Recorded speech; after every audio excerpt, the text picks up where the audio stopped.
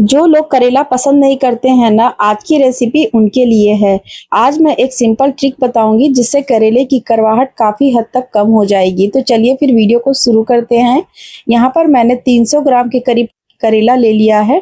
इसे मैंने पहले अच्छे से धो करके साफ कर लिया है। इसके बाद इसके किनारे के दोनों एजेस को हम इस तरीके से कट करके अलग कर देंगे। यहाँ पर आप चाहे तो करेले को ऊपर वाले स्किन को भी हटा सकते हैं और नहीं तो फिर इस तरीके से भी डायरेक्टली कट कर सकते हैं। तो यहाँ पर आपको करेले को एकदम मीडियम थिकनेस के हिसाब से ही कट करना है, जैसे मैंने यहाँ पर आपको वीडियो में दिखाया है। बहुत ज़्यादा पतला भी नहीं करना है और बहुत ज़्यादा मोटा भी नहीं रखना है।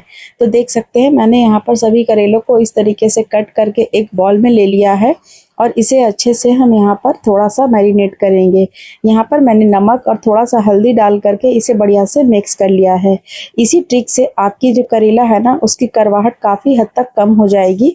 तो आप शुरू में ही करेला को काट करके इस तरीके से हल्दी और नमक डाल करके थोड़ी देर के लिए, मतलब 10 से 15 मिनट के करीब भी आप इसे छोड़ देंगे ना, तो इसकी कड़वाहट काफ़ी हद तक कम हो जाएगी। तो देख सकते हैं मैंने इसे बढ़िया से मिक्स कर दिया है और इसे हम ढक देंगे 15 मिनट के लिए। तो चलिए इधर हम आगे की भी तैयारी कर लेते हैं। तो मैंने यहाँ पर ले लिया है 250 ग्राम प्याज। इसके छिलके को मैंने निकाल करके अच्छे से धो करके साफ कर लिया है और यहाँ पर मैंने इसे एकदम पतले पतले स्लाइसेस में इस तरीके से कट किया है।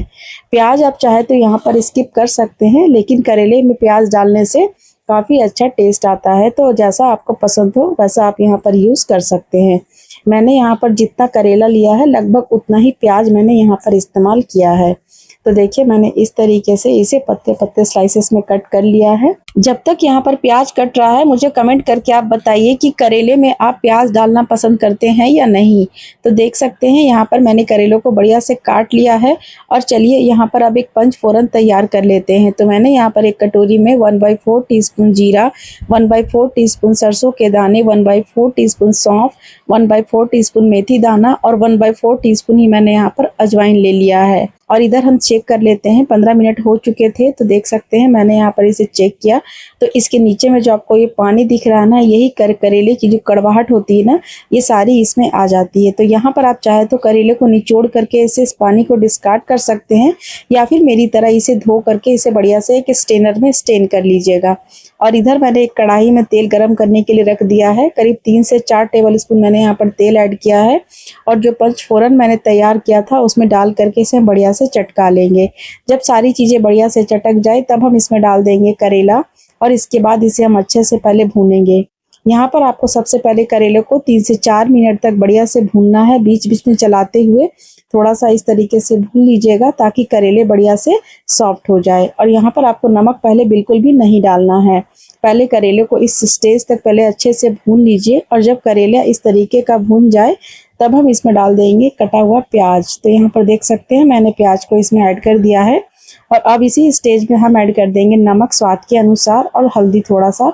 इस तरीके से डाल करके इन सबको फिर से हम बढ़िया से मिक्स करके इसे भूनेंगे। और यहाँ पर प्याज जब हम डालते हैं ना, तो गैस का फ्लेम को थोड़ा सा आप कम कर दीजिएगा, मतलब मीडियम फ्लेम पर रख करके आप इसे अच्छे से भूनिएगा धीरे धीरे, ताकि प्याज और करेला जो है ना बढ़िया से सॉफ्ट हो जाए।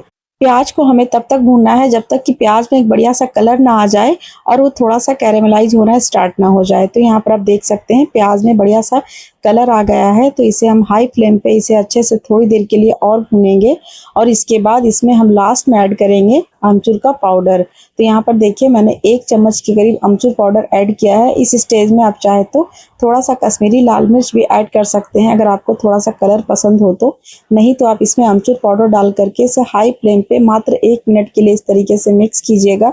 तो लीजिए तैयार हो गई हमारी ये गर्मा गर्म करेला की भुजिया। इसे आप गर्मा गर्म चावल दाल के साथ, रोटी पराठे के साथ सर्व कर सकते हैं। ये खाने में काफ़ी ज़्यादा टेस्टी और बहुत ही ज़्यादा हेल्दी रेसिपी है। अगर आपको मेरी आज की ये वीडियो पसंद आई हो तो वीडियो को लाइक जरूर कर दीजिएगा और मेरी भरवा भिंडी और आलू कतली की रेसिपी को भी जरूर देखिएगा। मिलती हूँ नेक्स्ट वीडियो में एक नई रेसिपी के साथ। तब तक के लिए thanks for watching, take care and bye bye.